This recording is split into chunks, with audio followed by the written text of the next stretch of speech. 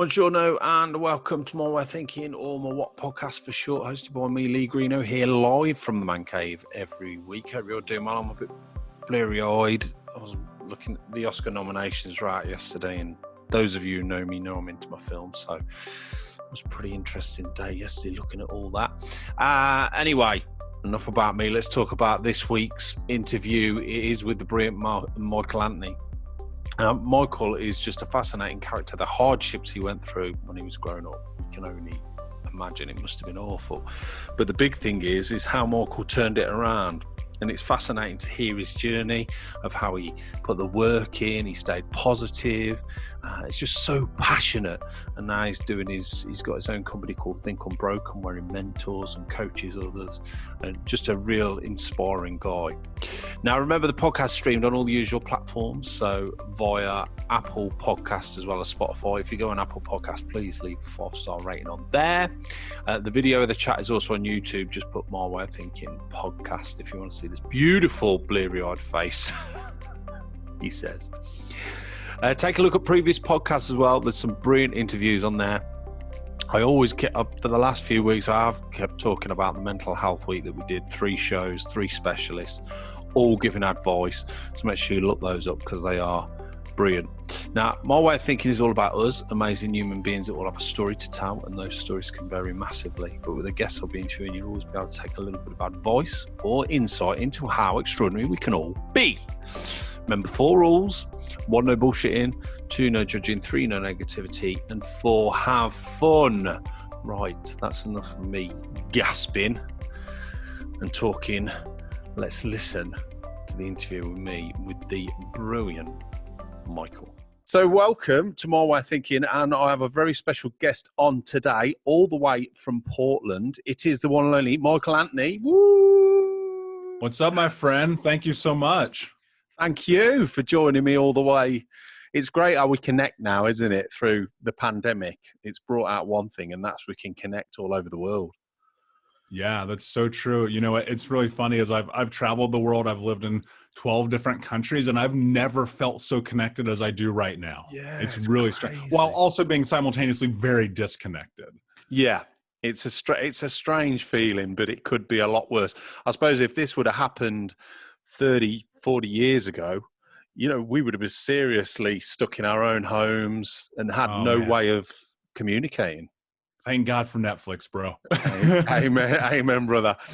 Now, for people watching on YouTube, they may have noticed I've got a black eye. No big, unfortunately, I was going to make up a dramatic story, but I thought, no, it's pointless. I just walked into a set of drawers, and it's quite ironic that when I was younger, I played football, I did martial arts, everything. Never had a good black eye. Broke bones, noses, never had a good black eye. Now I get one, and there's no story there. In that life, man. I know. Well, I mean, one thing about the lockdown, I don't have to see a lot of people, and they're all going, "How did you do your eyes?" So, sure. Now, what I always do, Michael, when I start the show, I like to start the show just with a few facts about where you're from, especially because I'm interviewing people all over the world. Now, I know you're from Portland, aren't you? So I live here now, but originally I'm from Indianapolis, which is the heart, the midland of America. Home of the Colts, the Pacers, the Indianapolis 500, the Brickyard 400. It's a huge sports culture. Also home of the giant pork tenderloin fried sandwich, which is literally this pork sandwich where the tenderloin is as big as your head. I'm not even. That's one thing I miss about the US. When we go over there on holiday, the food is just amazing. And the portions, there's just no holding back over there, is there? Not. Well, that's why we have obesity and pandemic. Well, yeah, that is the downside. That is the downside. Well, this will be interesting because I'll check your knowledge on Portland and see. How long have you been there? 6 years off and on, because I traveled. I live abroad for a couple years, you know, getting here, getting there. So. Oh, right. Okay. Well, this is a bit of a test then. It's a test for you and me. For you, if you know it, and for me, if I've actually got the facts right. Okay. Now, Portland's ranked as the 10th best biggest city in the US. A travel magazine spoke to over 100,000 people there to get their picks on the best big cities, and Portland came out in the top 10. Do you enjoy it there? Is it a nice place to live? I would believe that. There was a period of time in my life where I hadn't taken a vacation in 5 years. It was just work, work, work. Wow. And the one place that I came was actually here. And this was like 2010. Yeah. So very long time ago. Now it is a very different city than it used to be. But yeah, it's interesting. It's eclectic. It is a foodie city. If you Oh, like drinking and you nice. like food, this is your place. Yeah. So I hope we can get back to where we were, because it's, my friends, my best friends are in the industry here, and they're all just kind of in limbo right now. Yeah, it hits you hard, especially if you live right in the city. I mean, we're sort of a town, but obviously we've got London and Birmingham and those places. And I think it's even more of a realization when you walk around there and it's just like a ghost town, because it Yeah. used to be full of people and living. Yeah, that's Portland. I mean, everything's boarded up, everything's closed. We can't eat inside of restaurants. The Yeah. gyms are closed, and so it's just like, let's do it. Let's just get it done. Please, let's just get our lives back. Yeah. Put your stupid fucking mask on. Nobody wants to wear it. Just put it on. Let's go. Yes. I completely agree with you. Really winds me up. And we'll talk about that later. Right. So this is another one. Apparently Portland have more breweries than any other city in the whole of the US. More breweries than any other city. And that is over the whole of the US. Does that ring true to you? That sounds quite a big. That's definitely true. And strip clubs. Yeah, I need to come here's what's really fascinating about Portland that's different than any other city I've ever been. Yeah. There are businesses in almost every home in the city. Wow. And so what you have here is this really interesting culture of entrepreneurs where everyone is running a business from their house. I mean, your massage therapist, your doctor, your lawyers, like everyone is just doing it in their home and have been for a long time. So it's really interesting. Like, you'll go to some of these old houses. They used to be 4, 5, 6 bedroom houses, and you got 9, 10 different businesses running out of these things. So, wow. That's one of the really cool things about Portland. It's an entrepreneurial centric kind of place. So it's like that everyone's hard working there. Then you don't get people that sort of, just lays about.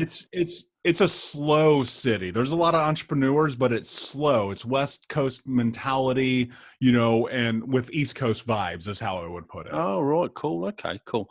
Now, you're talking about foodies. This one interests me. Portland's green-friendly city has one of the largest number of vegetarian and vegan options for diners in the country. Almost 80% of the restaurants that are local do vegetarian and vegan meals. And I think that's quite an interesting one. Yeah, that's what I'm saying. Like, as a food city, there's something for everybody here. Now, I moved towards more of a carnivore diet because that just seems to work well for my body. But yeah, I mean, pretty much anywhere you go, you can have vegan or vegetarian. Or if you're like me, gluten-free, which I would love to see that statistic added, because I can't touch it. I will be crippled sick if I do. And so, like, I can go get a cheeseburger, gluten-free bun all day long. Wow, that's good. Yeah, and that makes a big difference, especially over here. I know I'm like you, I eat meat, but when people talk about vegan and vegetarian, I always think there's not many choices. If we go out with people that are friends of ours and we go to a restaurant, it's always difficult for them. And I'm up for trying different things. So if there's a good menu with lots of different choices of vegan meals, sometimes I'll just try it. At least I'm doing my bit. But over here, it's very limited in the UK. Yeah. Well, and growing up in the Midwest, I didn't even know what a salad was till I was like 20 years old, man. Yeah. What's that green thing? Like, get that away from me. I don't want that. Okay. And then the final fact, in the spring, it would be feasible to snowboard on Mount Hood in the morning, water ski in downtown Portland in the afternoon, and surf in the seaside in the evening, all in one day. That sounds pretty awesome. Yeah, and I know people have actually done that. Yeah. Like, we are within a 90-minute drive of an amazing ski area up in Mount Hood. The city in the spring is incredible. Like, Portland probably has the best spring of anywhere I've ever lived in my life. Wow. And then, yeah, you can get out to the coast. Now, the thing about our coast is it's freezing cold. So you're going out there, you're in a full wetsuit. It's 45-degree, water all the time. I don't know what that is in Celsius, but it's cold. It's cold. But that sounds amazing. And skiing, I mean, does it have snow up there all year round, or is it just through the winters? Or it's through basically late fall, early spring. Yeah, wow. Well, I bet it looks amazing, doesn't it, when you see it? It does. It's beautiful. That's the thing about the Pacific Northwest is it is beautiful, but man, it just fucking rains so much. Yeah. And people say that and like it's just true. I'm not built for it. I came here under different predilections, but it's the spring and summer is as perfect as you could imagine a spring and summer to be.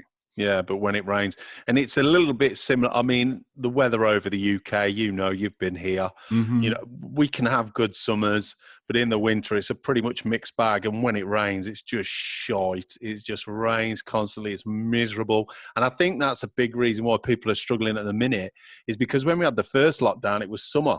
You still felt the sun on your face. Here now, it's just grey every day. Yeah.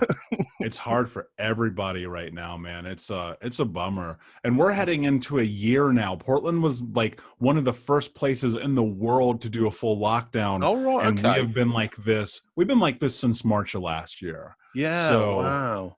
So when they had the full lockdown, because I speak to a lot of people, I spoke to people in Australia and they did a full lockdown straight away, which basically stopped everybody moving in and out, everybody at home, and it dropped straight down and their rates went right down. So how is it, didn't that work in Portland? Well, so Portland actually has had one of the lowest rates of COVID of anywhere in the country. But the problem is it wasn't a national effort. And so you had, you can go to Florida right now, no masks, people are partying, like it's chaos. It's just like, I get it. Part of me goes, like I'm torn on it, right? Because part of me goes, I really hate the idea of the government having this much control over me, and the other part of me goes, yeah, well, if we don't do something about this, hundreds of millions of people could potentially die.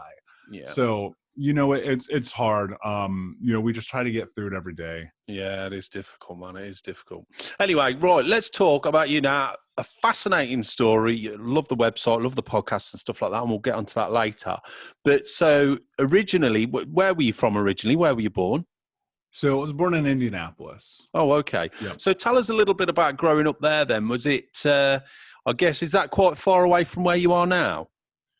Yeah, so it's a few thousand miles. It's about a 4-day road trip by car. So that's a lot. Went from like the centralized part of the United States. Indianapolis is called the Crossroads of America. It's pretty much one of the most central points of the country. And then, coming out here is just a whole other world, man. And what was it like growing up there? It was hard. And I don't know if you want me to get into my story or just talk about it. Yeah, you go for it. It was hard, but it was hard for everybody. My mother, she was a drug addict and alcoholic. She actually cut off my right index finger when I was like 4 years old. So that kind of gives you a baseline. My stepfather, super hyper abusive guy, like just would beat the crap out of my brothers and I, belittling, demeaning, just kind of like one of the worst people you could imagine. Wow.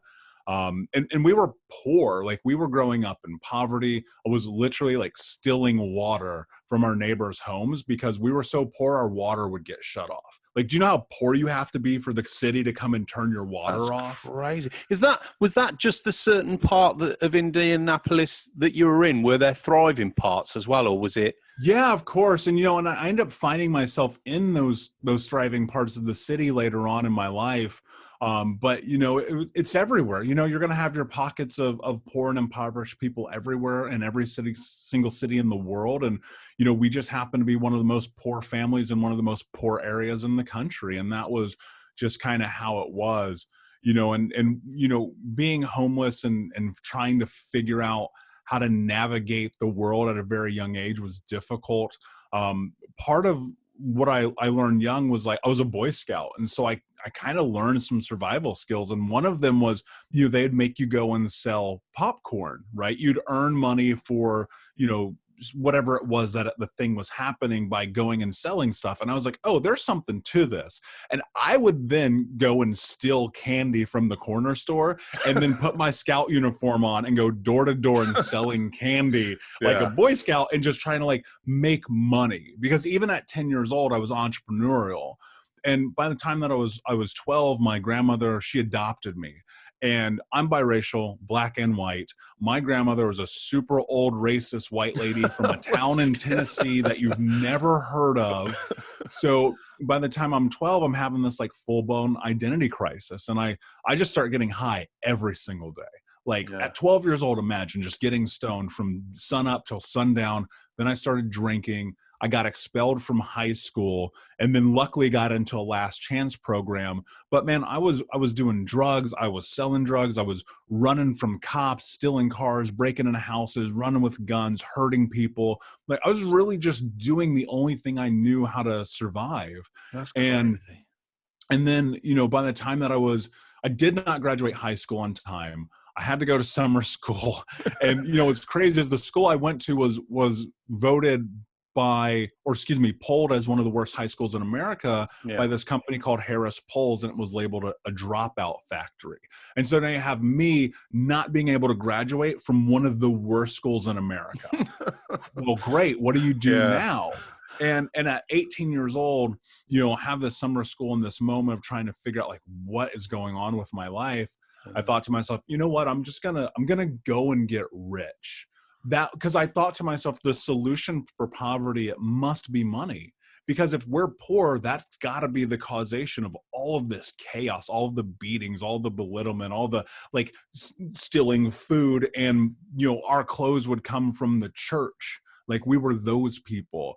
And I said, I'm going to make $100,000 a year by the time I'm 21, but I'm going to do it legally because my 3 childhood best friends were murdered. My friends were in prison. My family's in prison. I got family in prison for life right now, man. Wow. And so I knew that I could not stay the route that I was going because if I did, then I was going to end up dead or in jail. And so I just figured out how to navigate corporate America. I got a job with a Fortune 50 company when I was 20 years old, which is unheard of. And right around my 21st birthday, I got my first check for $10,000. And I started making 6 figures legally. Now, of course, I spent every fucking penny of it, right? The same day. I was living paycheck to paycheck on a 6-figure salary. Wow. And then by the time that I was 25, here's the thing that people don't tell you about money that you have to discover is that it only brings out the truth of who you are in the time that you have it. Yeah. And the money that I had led me to, it really exacerbated my problems. I had all that trauma, all that stuff I'd never dealt with. And so I found myself weighing 350 pounds, smoking 2 packs of cigarettes a day, drinking pretty much nonstop. And I had this moment where, I'm laying in bed. It's 11 o'clock in the morning on like a Tuesday. I'm eating chocolate cake, smoking a joint, weighing 350 pounds and watching the CrossFit games. And I'm like, what the fuck is happening to your life, man? And the next day I woke up, and I was getting ready to go and do this conference. And I was like looking at this fat round face, weighing all this weight, putting on a size 4XL shirt. And I was just like, what is happening? And I remember this moment being 9 years old, 10 years old, going next door and stealing water and having this thought like, this is not going to be your life. And on hindsight, it wasn't. Like I was successful. I had a great car, a great relationship that I was destroying. I had all the clothes. I had everything, except I was miserable and I was hurt and I felt small and I felt unloved and I didn't believe in myself. And I recognized I didn't even have self-esteem in any capacity because all I ever heard was, you're not good enough, you're not smart enough, you're not capable enough. And so now I had this moment where I looked in the mirror and I said, what the fuck are you going to do with your life? Yeah. And that was over a decade ago. And today I'm a coach, I'm a mentor, I'm an author. I wrote a book. I didn't even graduate high school on time. I had straight F's in English. You know, I've traveled the world, and I come from a place where people don't even make it out of the neighborhood. Yeah. And it's amazing to me what you're able to do once you wrap your mind around the idea that possibilities really are endless if you're willing to put in the work. Yeah, it sounds to me, I mean, that is a hell of a journey that you've just said there in about 5 minutes, but it sounds to me like you always had that resilience. Deep down, you always had it, and you always had that knowledge of good versus bad, but you were on the wrong path because of whatever happened to you, and you were trying to get that resilience to go the right way. You just kept pushing and pushing, and then you'd fall back because you hadn't dealt with your trauma, and then you're pushing again, and you keep trying, because it would have been so easy for you to just slide away into the prison system. But it sounds like you've always had that resilience. Does that ring true, even from being a young kid? Well, a lot of it comes from learned experience, right? You know, here's what was really interesting about being homeless is I would have to go and live with all these different families from the church. And you would see good families and you'd see bad families. And in the good ones, I would always go, wait, you can ask a question and not get slammed to the ground. You don't get starved when you do this or that. You don't get beaten for just showing up. And I was like, okay, well, that changes my understanding of the world. And then I would have to go visit my uncle in prison with my grandmother every month.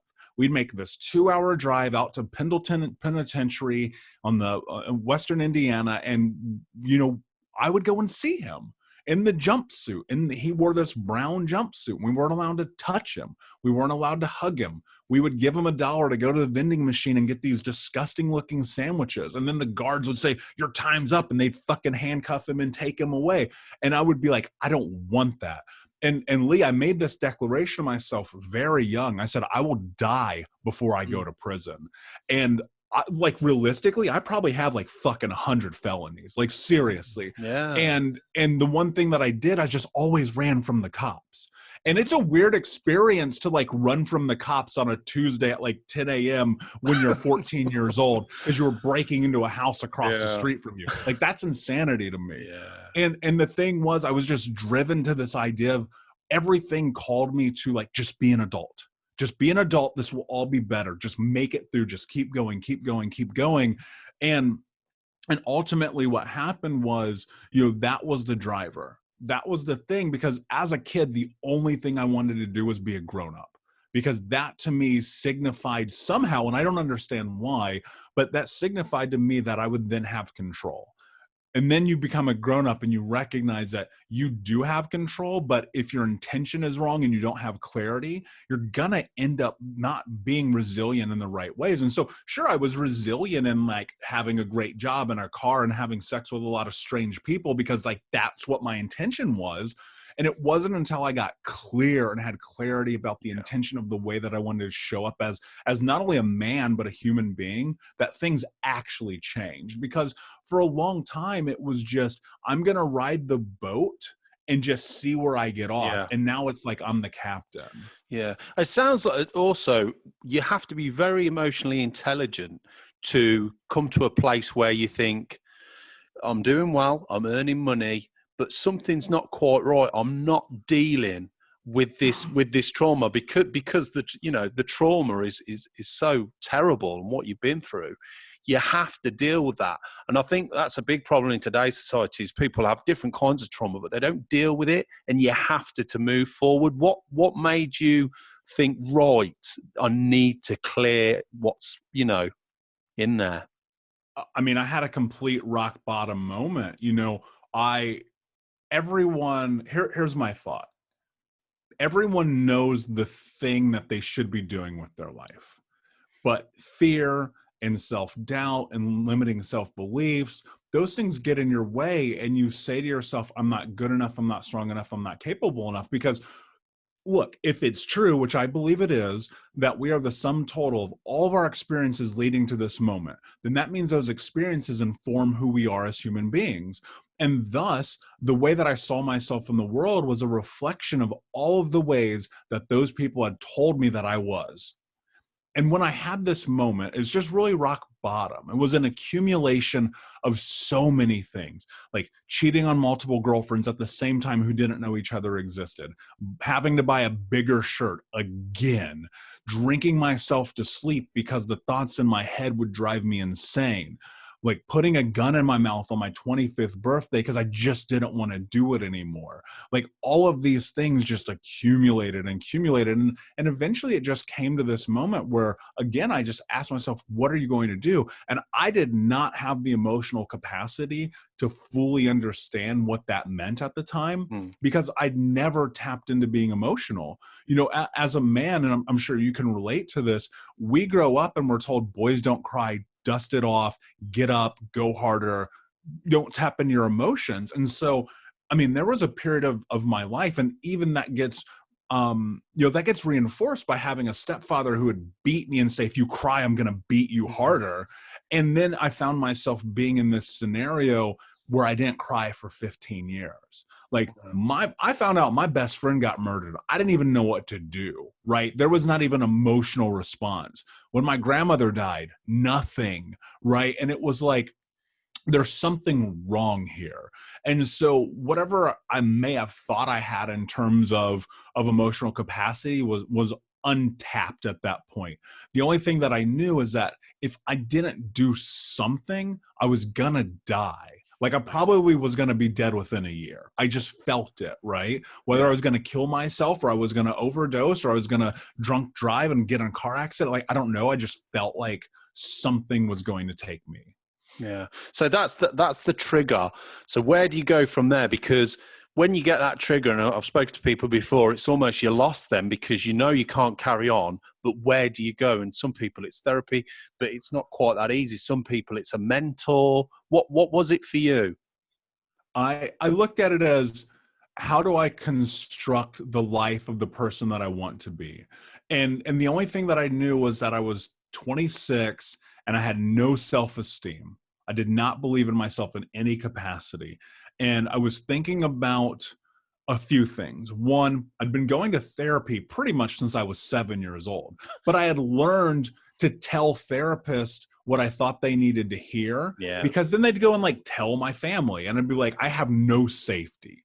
And when I was in my 20s, I would go to therapy because it was the cool thing to do. You know, I actually moved up into this place called Carmel, which was voted the #1 city in America like fucking 10 times. It's so fucking white bread BMW lawyer. And I was just like, what am I doing here? And so you would go to therapy and I'd pay this dude hundreds of dollars a week and just tell him whatever I thought he wanted to hear. It's the dumbest shit I've ever done. And when I had this moment and I asked myself, what are you willing to do to have the life that you want to have? I recognized that the only thing that was going to work is I was going to have to get serious about this, meaning that I was going to have to face the truth and acknowledge that bad things happen to me. One of the most incredibly difficult things that we do as human beings is acknowledge that bad things have happened. And look, in 5 minutes, you know more about me than people that knew me up to that point for a decade, right? Because you hide it, you keep it in, you stuff it down. And so I made the declaration, first things first, you're going to find a real therapist to talk this shit through. You can't keep burning down your own house. And then I thought to myself, okay, what's this personal development and personal growth shit all about? Because, you know, I had seen Tony Robbins. I had seen good old Tony. Guys. I'd be like, this is bullshit. Like, who are these people like jumping up and down in a room, yelling, clapping their hands, talking about how life is so wonderful for them? And what I recognized and what I understood about that, Lee, was the reason that I had so much prejudice against it was because I had always thought I was the smartest person in the room. And it wasn't until I decided that being the smartest person in the room is a really bad decision that I decided to step into that. And then on top of that, it was, can I read every book?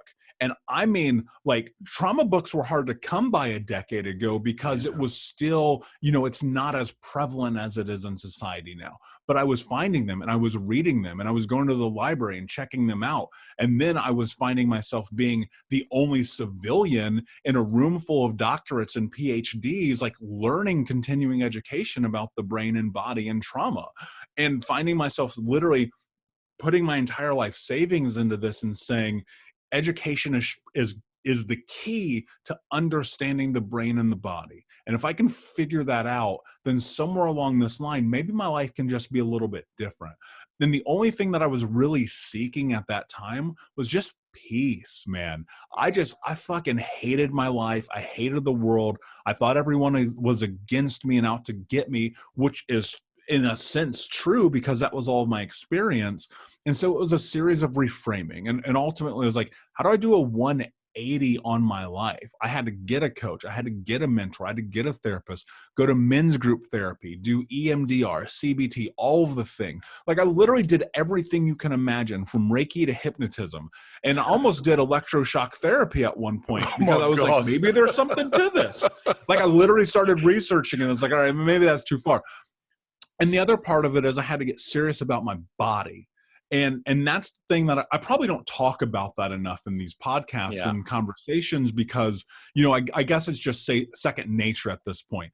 But I lost 150 pounds. I stopped smoking 2 packs a day. I stopped drinking every day. I started to sleep. I started to take care of my body and go and do things like acupuncture and do things like massage therapy and learn how to, like, I was dissociated, which means effectively your brain and your body are disconnected from each other. And I had to learn to put those back together. And I had to learn intimacy with myself and with other people in nonviolent and non-sexual ways. And dude, it was just a journey. It's reparenting. It's effectively doing everything that they were supposed to do for you. It sounds like, yes, you've had therapy, and it sounds like your major therapy was being obsessed with getting yourself sorted.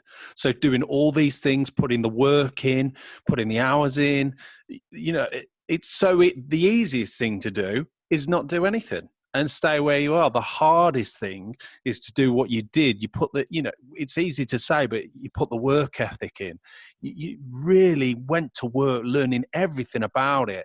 And that sort of was your therapy, wasn't it, in a way? And fair play. I mean, you're a mentor now, and no one can turn around and say, what do you know? Because you've been there and you've done that journey every which way you can, really. Yeah. Well, and you know what, Lee, I get a lot of pushback, man, because people go, well, you don't have a doctorate. You don't go to college. I'm like, bullshit. I live this. I fucking live this. Like, I know that I'm not an anomaly. I know that it's not magic. And more so, I've got more than my 10,000 hours in this shit. I'm still doing continuing education. I just got a certification from Gabor Mate the other day. Like, I am in this shit 100%. And so, you know, when those people want to call me out, I go, all right, cool. What's your point? Because there's going to be people who are going to, like, look at this and go, well, you don't have a college degree. Well, no, none of my heroes have a college degree. Right? That doesn't mean I don't look up to them. That doesn't mean I don't value them. Whoever says that, they're not worth talking to. You know, you can go to as many universities as you like, but knowing how to talk to a young child that's, you know, in serious problems or going towards crime, the only way to do that is by having that experience. You can read as many books as you want, but without that experience, you don't know the emotion and what that person's going through, and especially with children, because it's such a difficult thing to deal with, isn't it? Yeah, and like, I think about this too. You know, if you're an entrepreneur or a business person, and I own another company, you know, when we hire, if you have a college degree, I don't care. Do you know how to do the job or not? Right. And I think that's starting to kind of sway. But look, I understand it, because I want to be very clear about this. There are a lot of snake oil salesmen in coaching and mentorship. And 2020 was the year of, I got laid off from my job, so I'm going to be a coach. And, you know, I've got years into this at this point. I've built an entire curriculum. I've hosted a workshop around the world. I have clients who are athletes and celebrities and everything in between who come to me and they say, you changed my fucking life. And so those people who want to be naysayers, by all means, go find the thing for you. I don't care. The only thing that I care about is, am I being true to myself? Am I honoring my clients? And am I showing up? Right. And it's going to be different for everybody. And look, I get it. It's fine. Yeah, of course it is. And so now you've come through the door, through the door, but you've come through your trauma. I suppose it's ongoing. It's an ongoing thing and it always will be. But where did you actually think, right, I do actually feel at peace with myself now. I feel like I've dealt with what I needed to deal with. Yeah, well, I think two things. One, you're absolutely right. It is a journey. I don't think this ever ends. I will never stop my routines. I will never stop my journaling and meditation and reading and self-care and the things that I need to do to sustain. Because here's what happened. A moment of clarity. And I think this is where my peace came. And this was about 5 years ago. I was sitting in my therapist's office and I was like, dude, I am so tired of being in here. I am so tired of your fucking face. I said it literally like this. I'm tired of your fucking face. I'm tired of having these conversations. I'm tired of fixing shit that's not my fault. And in that moment, you know, he said something really important to me. And he said, you can be depressed and still tend to your garden. And that was really fascinating because it was the first time that I ever actually acknowledged that this is just it. This is just life. This is what it is for me. And so I moved myself from fighting it and saying, one day I'm going to be over the hill and everything will be different. And one day it'll magically all be amazing. And I just said, this is now my life. This is the way that I operate. And so it was a moment of peace and clarity. And yes, you're absolutely right. I think that ongoing, it doesn't end. It doesn't stop. It will be what it is. But when you have the right tools, when you have the right mindset, when you have made choices and declarations and decisions, and you understand your personal boundaries, your wants, your needs, your interests, your values, your life goals, your missions, the things that you have to build to effectively define who it is that you are, then that path becomes much more easy to walk. Yeah. And as I sit here talking to you, like this Michael, this person sitting here right now, this is a caricature of the idea of the person that I wanted to be. Yeah. And I just moved towards that, recognizing that I don't think it'll ever be 100% solidified, but I have sovereignty in knowing that every day I make the effort. Every day I get up and I follow my routine. And when I need, I talk to my coach. And when I need, I go to therapy. And when I need, I do the things that I still need to do, because human nature, there's going to be fallbacks. There are going to be relapses. And I'm not fucking special or unique in any way. The only thing that differentiates me from most people is that I'm willing to just walk that fucking path. Yeah, yeah. I think a big thing for me as well, I mean, I've been nowhere near the sort of journey you had, but I had traumas when I was younger. And I think a big thing for me is looking back and embracing it, because without it, I wouldn't be the person I am today. So, you know, at the time, yes, it's horrendous, but it's part of your life. You learn something from it. You learn from it all the time. And you almost have to look back and embrace, that was terrible, but look, it's got me to where I am now. And without that, I would never be in the position. And for you especially, be a mentor and help other people. Yeah, I mean, there's certainly something to say about learned experiences, Lee. And I think about this a lot. Like, I will never not be pissed off about what happened to me. Like, I do carry a chip on my shoulder, and people talk about, well, you know, anger is this hard emotion to navigate, but you know, I'm not outwardly anger. I use it as fuel. I look at it and I go, watch me, motherfuckers, watch what I do, because it fires me up, man. Because everyone only told me I was never going to be shit. And I know that everyone's capable of doing that. But so how do you find that spark? How do you find that thing that you need? And in the moments, because they happen, especially as I'm building a company and a business and a brand and a practice and a lifestyle and an idea, right? Think Unbroken came from me. I didn't like grab these things from somewhere. And so as I'm in it, the one thing that I'm always leveraging is those experiences, even though it fucking sucks, to some extent served a purpose. Yeah. And that purpose is for me to serve.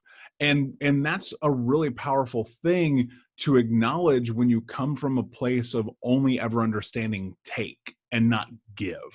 And I look at these moments and experiences, and probably the thing that they do more so than anything is they help create community with people, because there's this huge misnomer that exists in society that somehow those things that happen to you when a kid only happen to you. There's fucking 8 billion people on planet Earth. You are not alone. And that look, childhood trauma is the elephant in the room of mental health care around the world. Societally, we live in a place where it's okay to beat the shit out of your kid, but if you hit your dog, they'll hang you in the street. How does that make sense, man?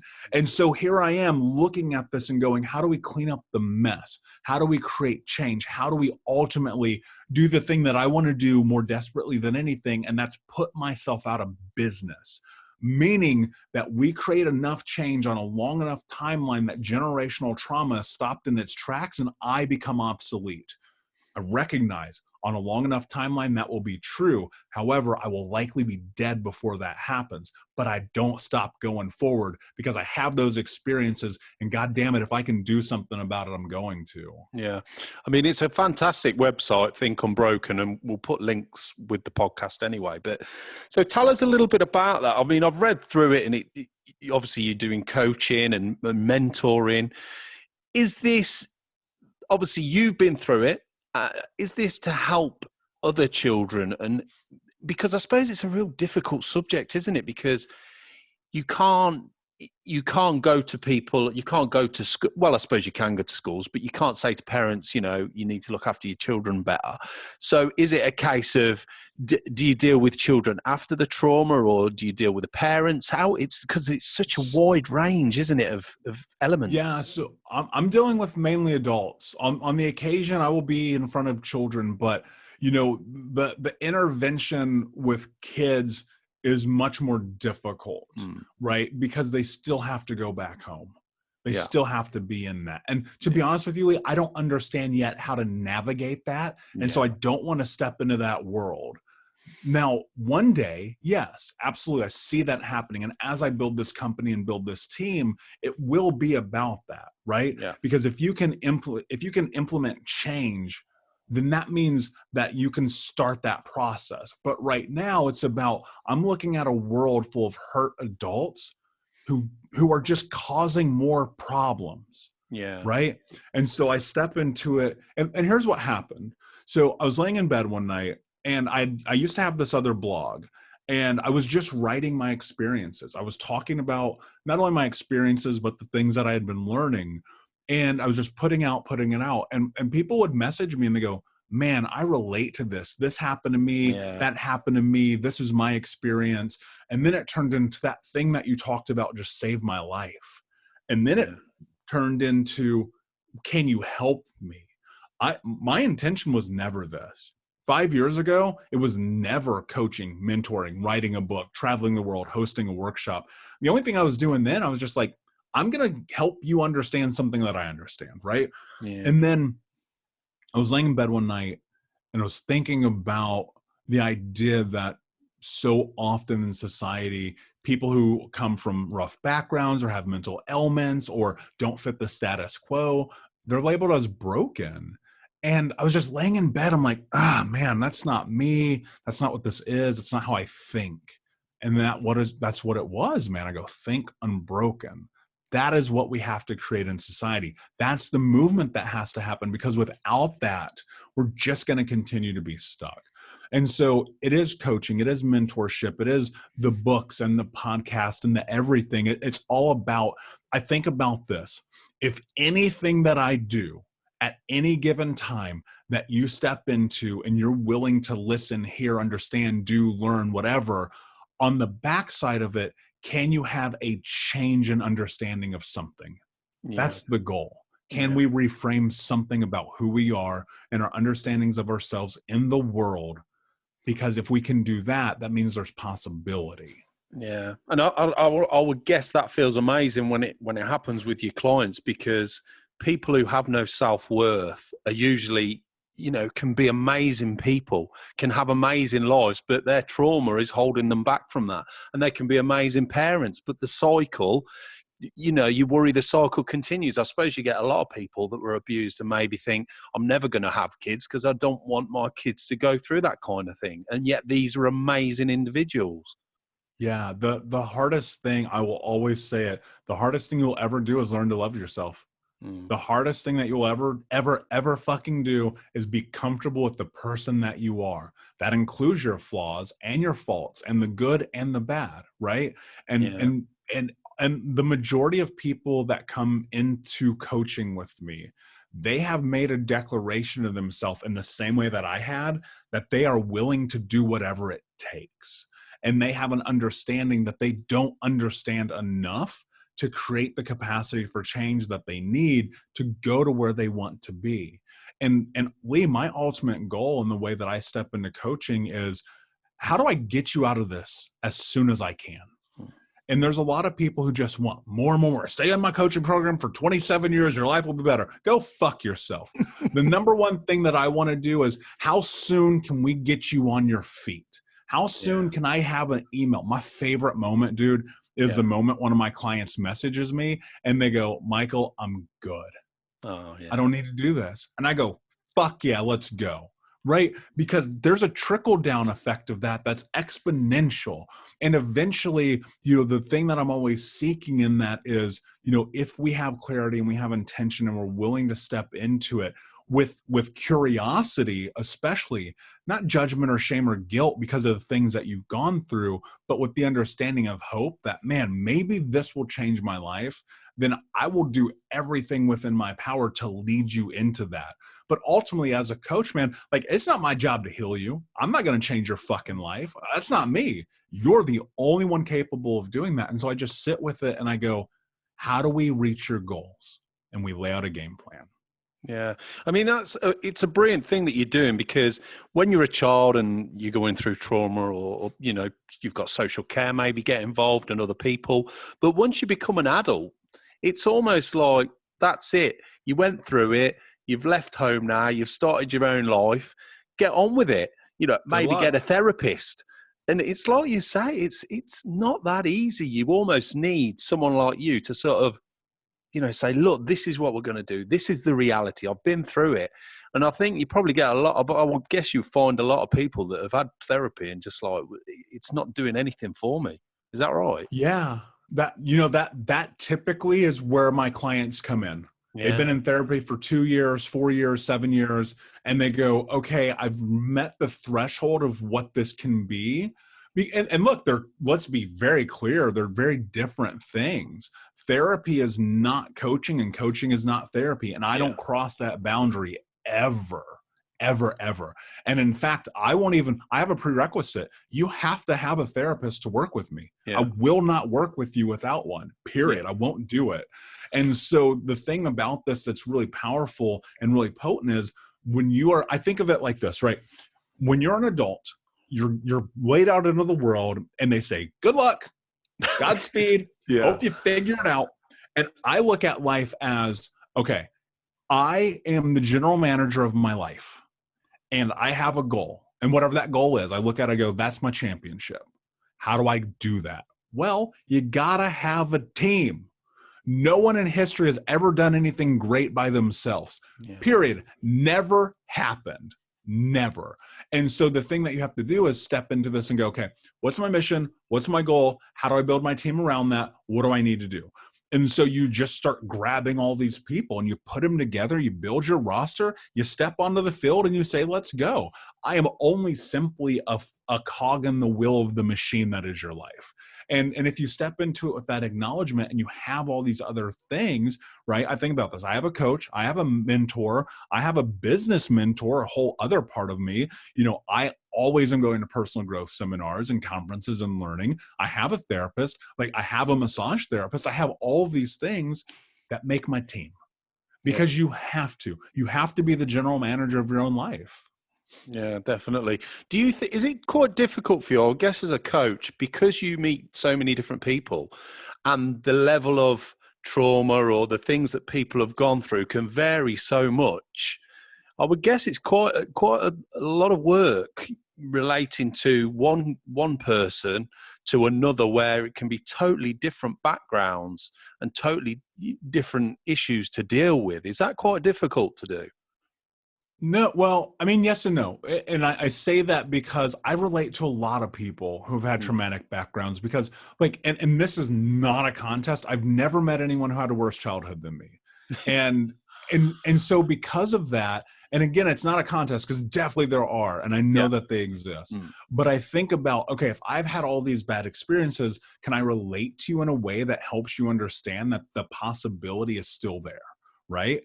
And then the easy part of it is everybody has a mission in life.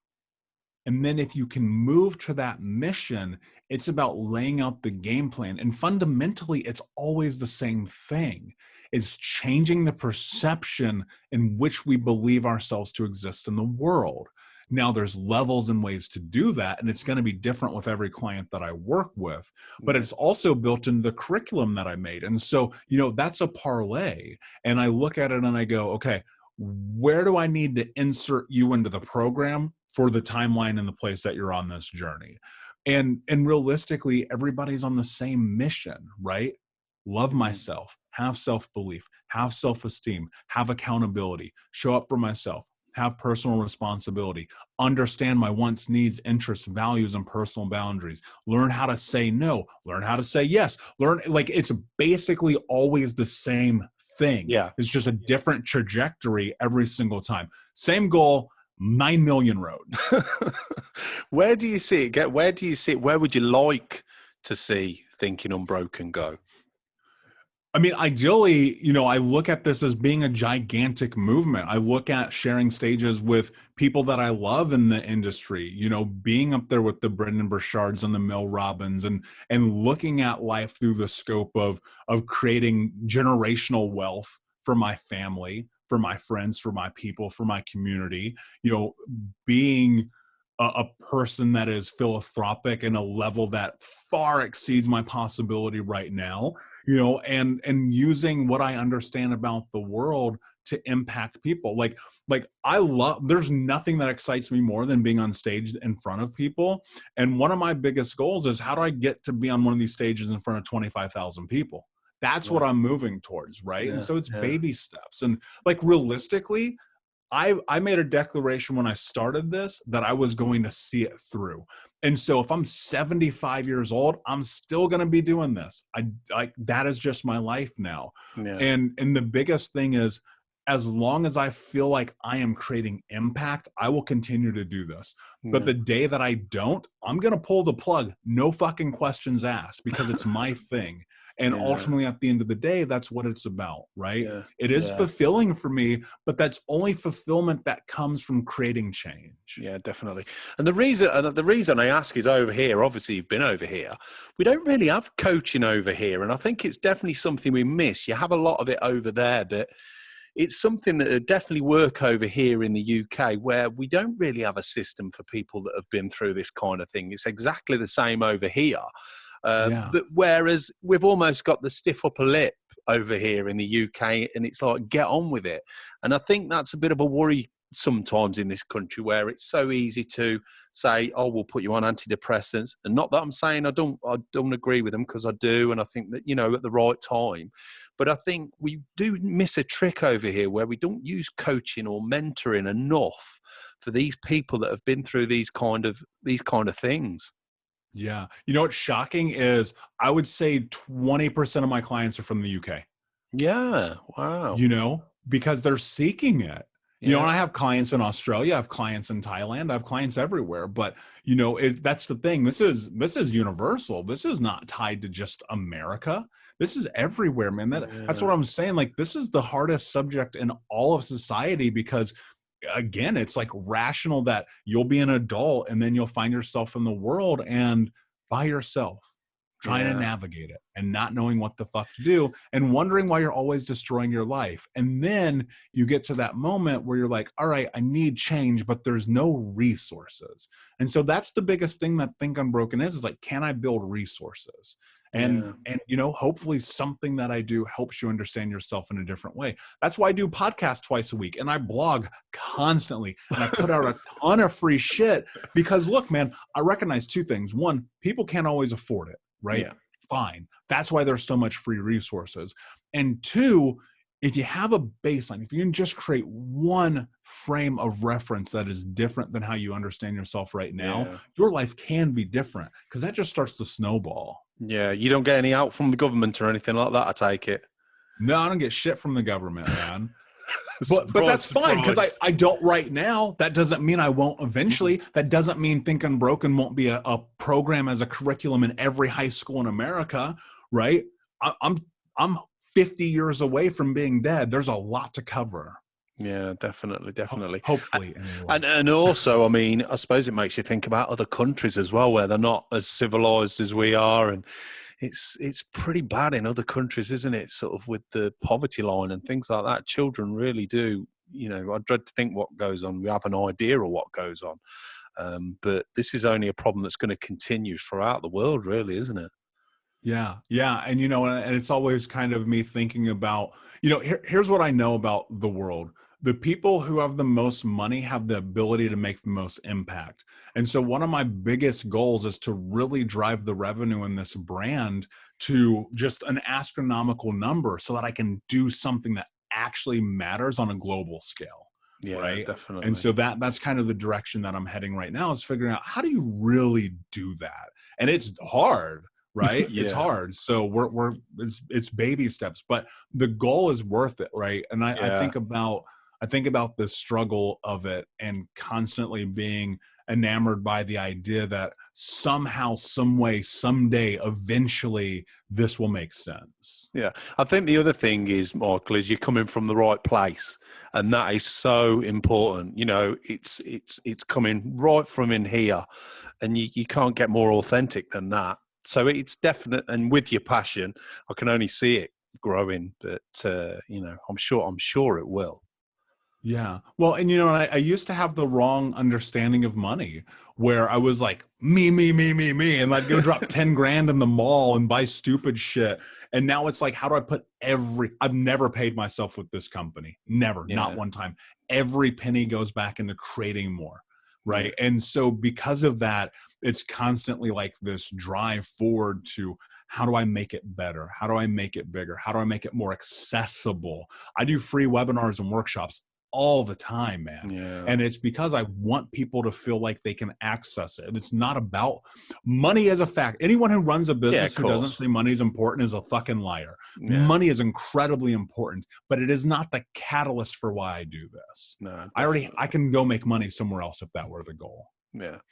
Now, if there's people out there, maybe they've suffered childhood trauma or things like that, what sort of advice do you think you could give Michael? I know there's many different bits of advice, but if you could just sort of come up with something maybe you were told or a great bit of advice, what do you think it could be? No, I mean, it's really simple. I wrote it in my book. It's everywhere all the time. It's trauma may be your foundation, but it is not your future.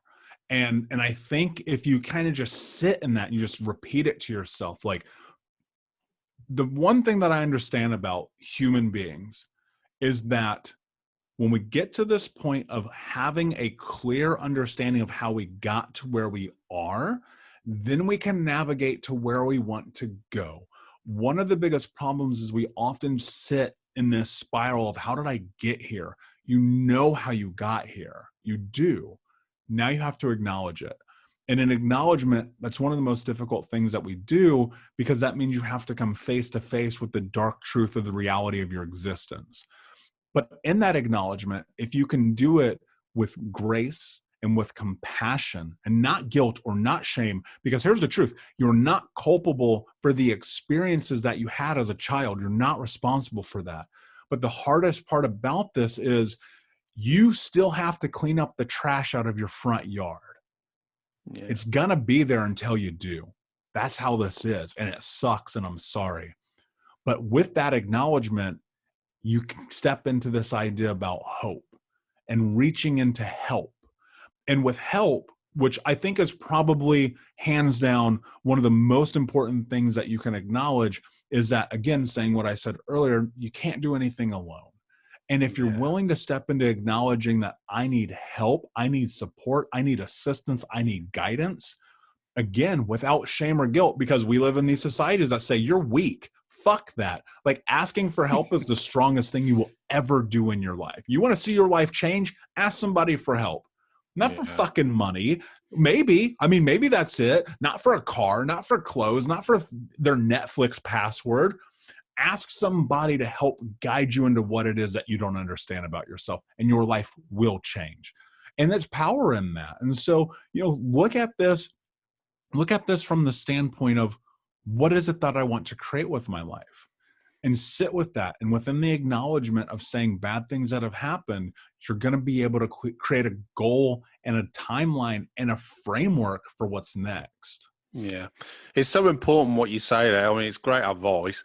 The fact that ask for help comes out a lot. We talk about mental health, and it is going to be one of the most difficult things these people have to do, is ask for help and face it. But when they come out the other side, it is such a journey, and it is such a cleansing almost. But you have to have that push to get through it. It's not easy, but you must do it. You must ask for help, and you must push through your fears. Otherwise, the abuser or the trauma is always going to win. And I think it's so important. And if we can help, and you're helping people do that, then that can only be a good thing, can't it? Yeah. I mean, eventually you're going to have to look in the mirror and say, what am I willing to do to have the life that I want to have? I mean, look what you did. That was not easy at all. And look, I want to be very clear about this. I'm not an anomaly.